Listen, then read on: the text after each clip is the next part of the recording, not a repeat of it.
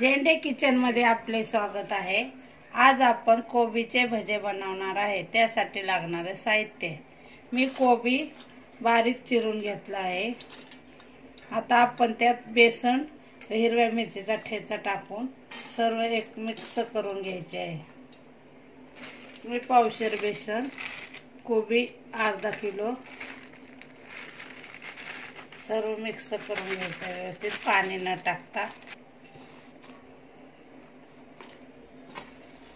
पाणी जर लागलं तर थोडं थोडं टाकायचं, एकदम टाकायचं नाही।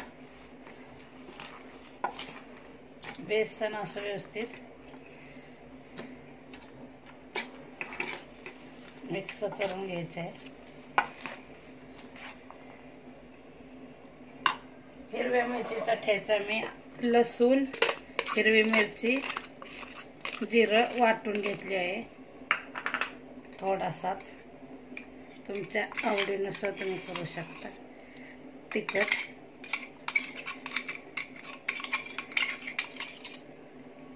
मी लाल तिखट ही 1 चमचा टाकते। थोडी चिरलेली कोथिंबीर, मीठ चवीनुसार,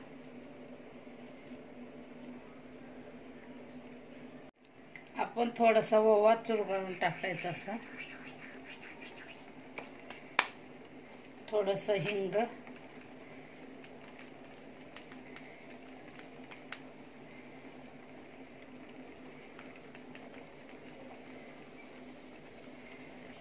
व्यवस्थित सर्व आपण व्यवस्थित मिक्स करून घ्यायचे।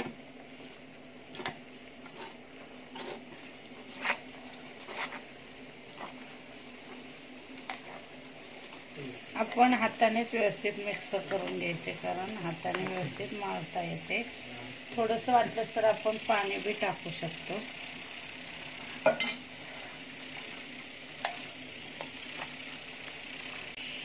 थोडं थोडं पाणी करत टाकायचे।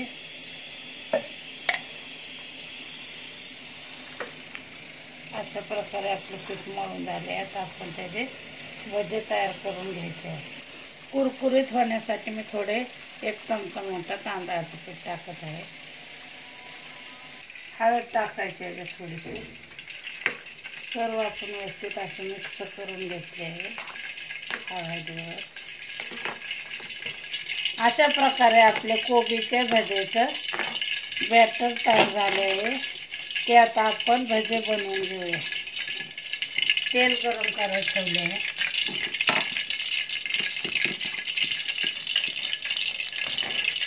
तर आपले तेल गरम झाले, आता आपण ते भजे करून घ्यायचे छोटे छोटे।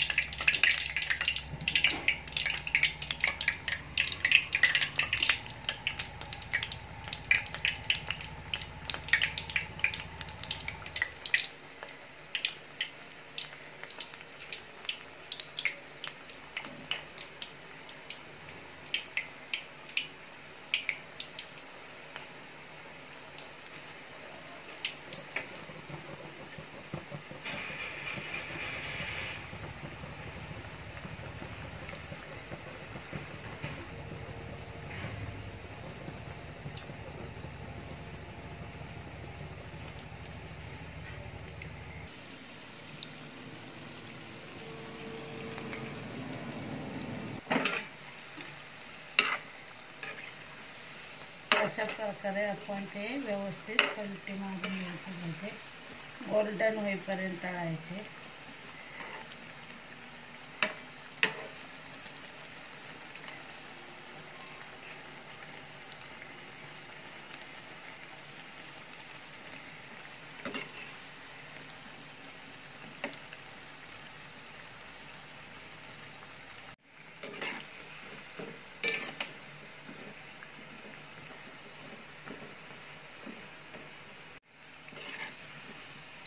अशा प्रकारे आपले कोबीचे भजे तयार झाले आहे। ते तुम्ही सॉस संग किंवा नुसतेही खाऊ शकता। आपण ते प्लेटमध्ये काढून घ्यायचे।